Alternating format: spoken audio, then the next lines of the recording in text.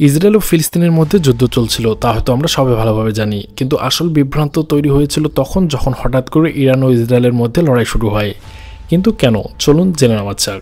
দেখুন, ইরান এবং যুক্তরাষ্ট্রের সম্পর্ক আগে থেকেই খারাপ ছিল, এটা সবাই ভালোভাবে জানে, এবং মধ্যপ্রাচ্যে মার্কিন যুক্তরাষ্ট্রের সবচেয়ে বড় মিত্র হল ইসরায়েল। এই দুটি শক্তির কারণে ইরান লেবাননে হিজবুল্লাহকে সমর্থন করতে শুরু করে এবং ফিলিস্তিনে হামাস গ্রুপকে সমর্থন করতে শুরু করে, যেহেতু এই দুই গোষ্ঠী ইসরায়েলের বিরুদ্ধে লড়াই করে আসছে। যখন হিজবুল্লাহর নেতা হাসান নাসরুল্লাহ এবং হামাসের নেতা ইসমাইল হানিকে হত্যা করা হয়, তখন ইরান প্রতিশোধ হিসেবে ইসরায়েলের উপর ক্ষেপণাস্ত্র নিক্ষেপ করে এবং ইরানের এই সমর্থন ইসরায়েলের জন্য সমস্যা হয়ে দাঁড়ায় এবং সেখান থেকে ইসরায়েল ও ইরানের যুদ্ধ শুরু হয়। এর বাইরে আরও একটি কারণ রয়েছে এবং তা হলো ইরানের পারমাণবিক কর্মসূচি।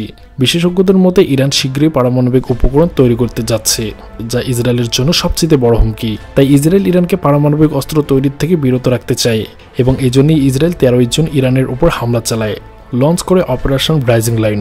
এবং এই সমস্ত ঘটনার কারণে উভয় দেশ প্রতিদিন একে অপরের উপর আক্রমণ চালিয়ে যাচ্ছে। বন্ধুরা, আপনাদের মতো ঠিক কি মন্তব্য কমেন্ট বক্সে অবশ্যই জানাবেন।